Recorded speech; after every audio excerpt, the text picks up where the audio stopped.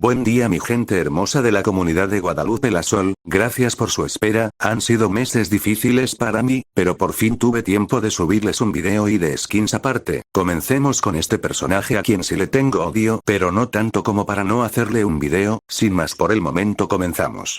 Un Sid era más un proyecto para Tony que un amigo. La relación entre Tony y Sid Jenkins no era una simple dinámica de abusador y víctima, de popular y marginado. Era algo más profundo, más simbiótico y, en su distorsionada manera, más genuino. Mientras Tony trataba al resto del mundo como juguetes desechables o adornos para su imagen, Sid era diferente. Sid era su proyecto favorito, una obra de arte viva en la que Tony invertía una energía obsesiva que delataba una necesidad oculta. Desde el principio, Tony esculpía la realidad de Sid, dictaba sus movimientos sociales, orquestaba sus humillaciones y, en ocasiones puntuales, sus pequeños triunfos. ¿Por qué tanto esfuerzo con alguien considerado un perdedor? Pues la lealtad absoluta e incuestionable de Sid lo alimentaba. Mientras los demás gravitaban alrededor de Tony por su carisma, su estatus o el miedo a ser el blanco de sus bromas, Sid estaba ahí por una razón más simple y poderosa. Era su amigo. Siempre lo había sido. Ese vínculo primario, no contaminado por el cálculo social, era un recurso que Tony no encontraba en ningún otro lado. Era real, y por lo tanto, invaluable.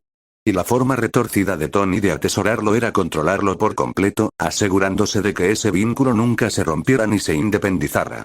La manipulación, entonces, no era solo diversión, era un ritual de a huevo cada vez que Tony le hacía pedir algo a una chica que lo rechazaba, o lo ponía en situaciones bochornosas, reforzaba una dinámica clara. Tu realidad depende de mí.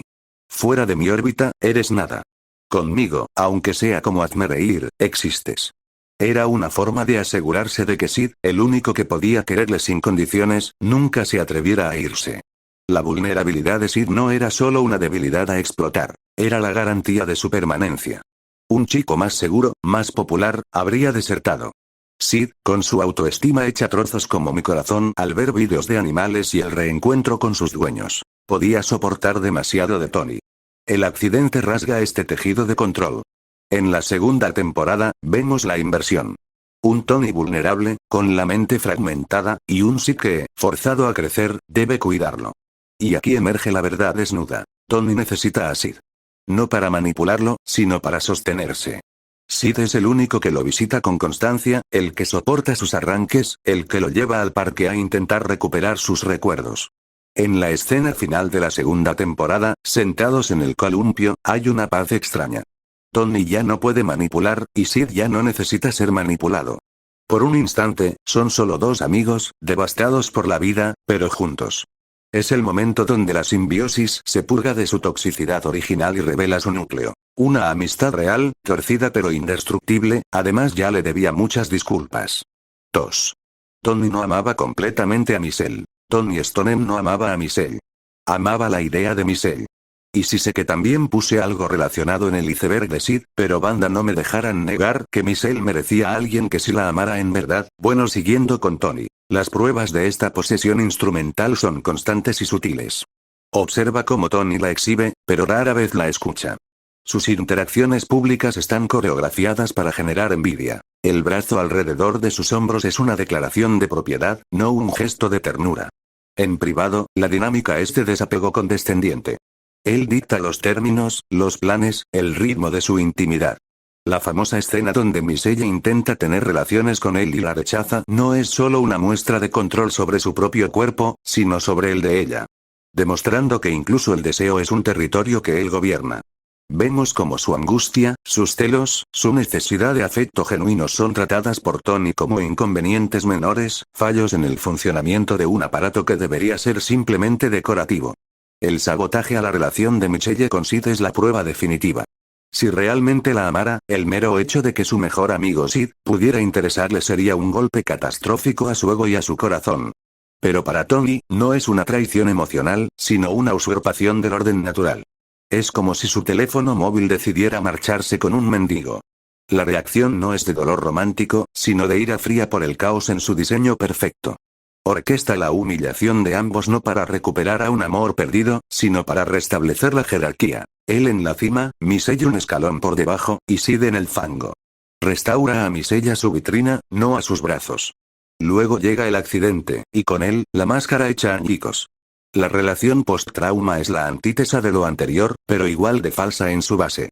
Ahora, Tony se aferra a Michelle no como a un trofeo, sino como a una cura emocional viéndose vulnerable, asustado, con su intelecto y su carisma fragmentados. Las escenas de su intimidad en la segunda temporada están cargadas de una tristeza agobiante. Es más madre que novia. Y Tony la retiene no por deseo, sino por miedo al vacío. Cuando Michelle finalmente lo deja, su dolor no es el de un hombre que pierde a su gran amor, sino el pánico de un niño abandonado por su cuidadora. La verdad más cruda es que Tony era incapaz de amar a Michelle o a cualquiera antes del accidente, porque el amor requiere ver al otro como una persona separada, con autonomía y subjetividad. Tony solo veía extensiones de sí mismo. Michelle era la extensión más brillante y deseable. Después del accidente, la necesidad borró toda posibilidad de un amor sano. Lo que hubo entre ellos fue, primero, la posesión de un símbolo, y después, el apego de un paciente a su enfermera. Nunca hubo un encuentro verdadero, de igual a igual, en ese espacio frágil y salvaje donde reside el amor auténtico. 3. Tony y Effie. Para entender a Tony, hay que entender su papel como el primer y último muro de contención de Effie. Y para entender su colapso, hay que verlo como la primera y más catastrófica brecha en ese dique, que liberaría un torrente de oscuridad que ella, a su manera, intentaría negar. Desde la infancia, Tony asumió un rol que sus padres, atrapados en un matrimonio de cócteles vespertinos, resentimiento pasivo-agresivo y una clara inestabilidad emocional, no podían ejercer: el de cuidador de la realidad. Effie, la niña silenciosa que observaba todo con ojos de tristeza, se convirtió en su mundo más sagrado y secreto. Él no solo era su hermano mayor, era su traductor del mundo, su protector, su modelo a seguir. Tony creó para Effie un mito de invulnerabilidad. Su perfección escolar, su dominio social, su despiadada inteligencia, no eran solo para su propio narcisismo. Eran una demostración pedagógica. Así se navega este caos. Así se sobrevive en esta casa. Observa y aprende. Su frialdad era una lección de supervivencia. La coraza de Tony, por tanto, tenía una doble función. Externamente, lo proyectaba como un dios adolescente. Internamente, en el ecosistema familiar, era un escudo para Effie. Él filtraba la tensión disfuncional de sus padres, la convertía en algo que podía comprenderse, burlarse de ella o simplemente ignorarse con superioridad. Cuando observamos a Effie vemos que también su silencio es una forma de fe absoluta en el sistema que él ha construido. Ella no necesita palabras porque Tony las tiene todas. El accidente es, entonces, mucho más que una tragedia personal. Es el derrumbamiento de la fortaleza.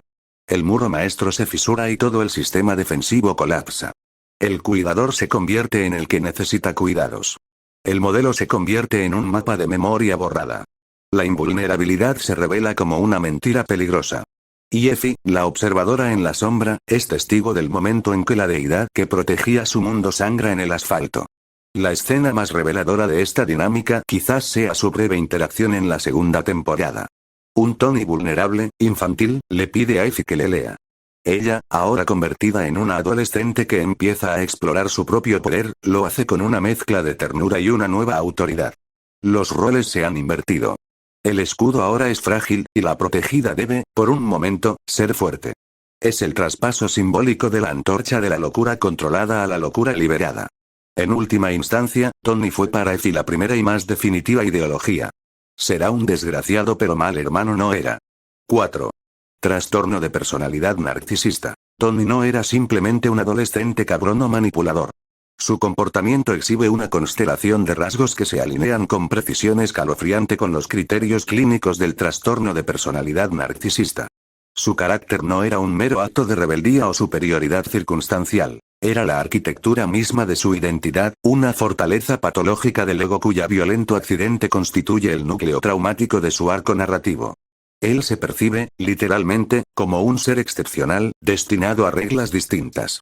Esta creencia se manifiesta no solo en su arrogancia, sino en la meticulosa curación de su propia imagen. El estudiante brillante sin esforzarse, el atleta natural, el líder social incuestionable. Sus monólogos directos a cámara no son simples recursos narrativos, son la externalización de su discurso interno de deidad, donde él es el protagonista absoluto y los demás meros personajes de reparto en su biografía. Considera el mundo no como un contexto social, sino como su laboratorio personal, un ecosistema diseñado para validar su superioridad. La falta de empatía genuina es el motor frío de sus interacciones. Tony no comprende los sentimientos de los demás. Los mapea. Los analiza como datos para predecir comportamientos y explotar vulnerabilidades. Cuando hace llorar, o manipula los sentimientos de los demás, no hay un registro de culpa o remordimiento emocional. Hay, en el mejor de los casos, la satisfacción del científico cuyo experimento funciona. Los demás son objetos narcisistas, extensiones de su propio yo, útiles en la medida en que reflejan su gloria, su poder o su inteligencia. Su hermana Effie quizás sea la única excepción, pero incluso ahí, su protección es más una defensa de una posesión valiosa y un reflejo de sí mismo que un acto de altruismo desinteresado. La segunda temporada es el retrato clínico de un narcisista en estado de colapso. La nueva personalidad de Tony, más tierna, confusa, vulnerable, no es tanto una persona nueva, sino el ego narcisista herido de muerte, despojado de sus defensas. Sus esfuerzos por recuperar recuerdos, por volver a ser el de antes, son los intentos desesperados de reconstruir la personalidad patológica que le daba coherencia al mundo. Sus arrebatos de frustración, su vergüenza ante su propia dependencia, son la rabia de un rey destronado obligado a vivir como un plebeyo. Yo sí me alegra de que cantaran Ooh Baby's a Bad World, en la temporada 2 le tome más cariño, pero eso me hace reflexionar que tanto puede cambiar una persona. 5. Abuso de sustancias. La máscara de hipercontrol, lucidez y energía inagotable de Tony Stonem era una obra de arte demasiado perfecta. En un universo adolescente definido por los excesos químicos, donde Gris se desintegra en éxtasis, Sid se atonta con hierba y todo el grupo navega mareado en un mar de alcohol, la sobriedad calculada de Tony destaca como una anomalía sospechosa. Pero esa sobriedad era, quizás, la mayor de sus ilusiones. La teoría de un abuso de sustancias encubierto no sugiere que Tony fuera un adicto caótico, sino algo más coherente con su carácter. Un consumidor estratégico y en la sombra, utilizando la farmacología como otra herramienta para mantener la fachada. La personalidad de Tony en la primera temporada opera con la precisión de un reloj suizo bajo una presión extrema. La hipótesis es que Tony no escapaba a la química que definía su generación, la subordinaba a su voluntad. Mientras sus amigos consumían para perderse, él consumiría, de forma selectiva y privada, para encontrarse. Para agudizar el foco, sostener la energía en las fiestas tras largas jornadas de estudio, y suprimir cualquier atisbo de ansiedad o duda que amenazara con filtrarse tras su fachada. Una línea de coca en el baño de un club no para la euforía, sino para la claridad táctica. Un éxtasis tomado a solas no para conectar con otros, sino para experimentar con la amplificación controlada de sus propias sensaciones, estudiando sus efectos como un entomólogo estudia un insecto. Este consumo sería, por definición, invisible y solitario. Exhibirlo habría sido una debilidad, una necesidad expuesta. Para Tony, la imagen era todo. Incluso su actitud hacia las drogas de los demás encaja en este esquema. Su desprecio no es un juicio moral, sino estratégico. Él desprecia lo que embota. Si él consumía, sería lo contrario. Sustancias que agudizan, que dan ventaja. Su control sobre el grupo durante el viaje a Rusia, manteniendo la cabeza fría mientras todos se desmoronan, sería la prueba final. El juez del caos necesita estar químicamente anclado en la orilla para poder observar cómo los demás se ahogan. Al final, esta teoría no pretende pintar a Tony como el que era santo frente a todos siempre, ya que pues en Skis sabes que todos consumen algo por más mínimo que sea, pero se busca profundizar en su patología. Su posible abuso encubierto sería la manifestación última de su narcisismo, la creencia de que incluso su propia neuroquímica era un dominio a conquistar y optimizar. No era un esclavo de las sustancias, era un ingeniero que las usaba para mantener en pie la compleja y exigente ficción de sí mismo. Y bueno, hasta acá llega el video de hoy, espero estas teorías les hayan agradado. Y si no fue así, díganme qué piensan, cuéntenme cuál les parece más creíble y también díganme de qué otro personaje quisieran iceberg ya sea parte 1 o 2. Y bueno, nos vemos, adiós, hasta la próxima.